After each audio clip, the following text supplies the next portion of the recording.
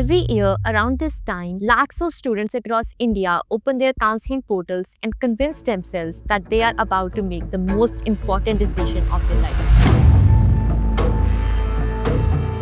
Pressure is understandable. For the last 2 years, maybe even longer, your life has revolved around entrance exams. You have spent countless hours studying, solving mock tests, comparing ranks, and now it feels like everything comes down to a few choices on a screen. Should you take computer science at a private college or a mechanical at an NIT? Is electronics and communication a safer option? What if you choose a core branch and regret it later? What if you don't get computer science? Does that mean you're already at a disadvantage compared to everyone else?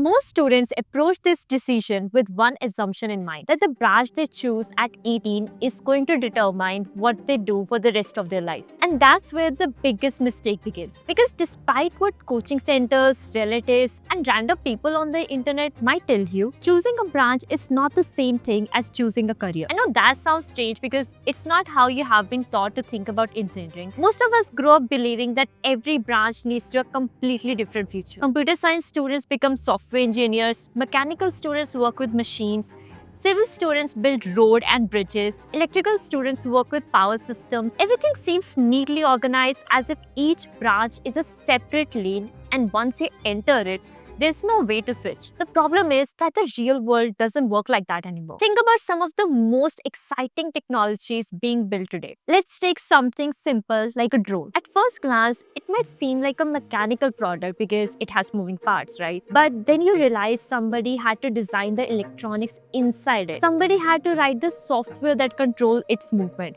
And somebody had to work on the sensors that helps it navigate. Suddenly, a product that looked like it belonged to one branch actually involves multiple disciplines working together. And the same thing is true for electric vehicles, robots, satellites, medical devices, and even the smartphone sitting in your pocket right now. Modern engineering problems are becoming more interconnected every year. Companies are no longer solving problems by putting people into isolated boxes and asking them to stay there. They want people who can understand their own field well, but can also collaborate with people from other fields. And that's why you will often hear stories that seem surprising at first. You'll meet mechanical engineering students who end up working as software developers. You'll find electrical engineering graduates working in AI and machine learning. You will come across civil engineering graduates who move into consulting and product management, or even entrepreneurship. So whenever students hear these stories, they usually react with the shock because they assume their degree would lock them into one path forever. But the truth is that careers are often far more flexible than college counseling forms make them seem. Now, before anyone misunderstands this point,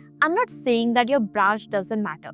It actually does. You are going to spend 4 years studying those subjects. You're going to attend those classes, write exams, complete assignments, and work on projects related to that branch. So if you choose something you genuinely dislike, those 4 years can become unnecessarily difficult. So the mistake is not caring about your branch. The mistake is believing that your branch is the only thing that matters. Okay, let's imagine two students.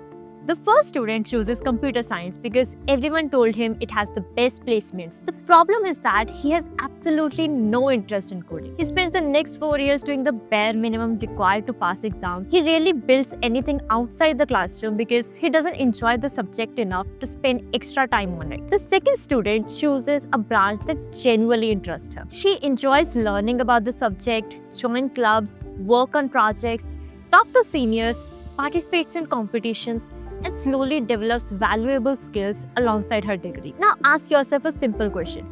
Who do you think is more likely to create opportunities for themselves over the next 4 years? The answer has very little to do with the name of the branch and a lot to do with how engaged they are with what they are learning. And this is why I think students obsess too much over the question, which branch has the most scope? Nobody can accurately predict what the job market will look like 4 years from now on. Because technology is changing too fast. Entire industries can transform in a few years. New roles appear, old roles disappear, and skills that seem valuable today can become much less important by the time you graduate. So instead of asking which branch has the most scope, a much better question is, what kind of problems do I enjoy solving? If you find yourself naturally interested in programming, software, and technology, technology, computer science might be a great fit for you. But if you're fascinated by machines, vehicles, manufacturing, and understanding how physical systems work, mechanical engineering could make more sense to you. If electronics, circuits, communication systems, and hardware grab your attention, the electronics and communication might be worth exploring. The goal isn't to find the branch that everyone else wants. The goal is to find the branch that keeps you curious enough to keep learning. Because curiosity is one of the biggest advantages you can have in college. When you're genuinely interested in something,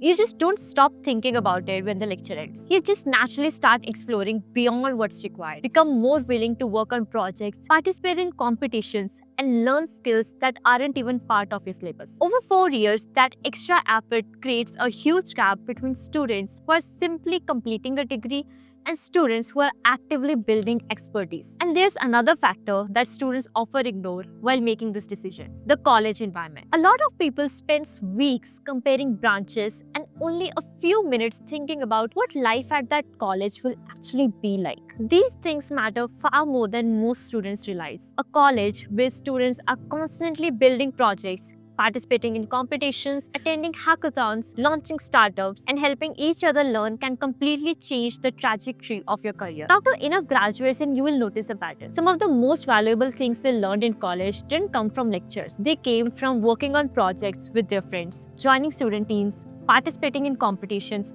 and surrounding themselves with ambitious people. In fact, this is one of the reasons that NIET is becoming interesting to a lot of students. Instead of forcing students into a traditional pick a branch and stay in your lane mindset, the focus is much more on building real-world skills through projects, industry exposure, and learning by actually doing things. Because at the end of the day, companies don't hire you because you spent 4 years sitting in a classroom. They hire you because you can solve problems, work with the team, and build things that create value. And honestly, that's the bigger point of this entire video. The biggest college experience isn't necessarily the one with the fanciest branch name. It's the one that gives you the maximum opportunities to learn, experiment, and discover what you're actually good at. And that's why the debate between branch and college is often more complicated than people make it seem. There isn't a universal answer that works for everyone. The right decision depends upon your interest, your goals, and the opportunities available to you. What I can tell you is this: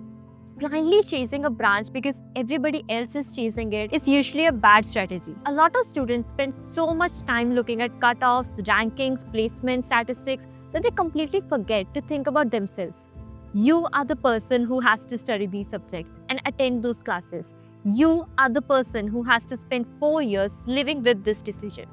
So your interest should matter. As you're filling out your choices, remember that you're not choosing a life sentence, you're choosing a starting point.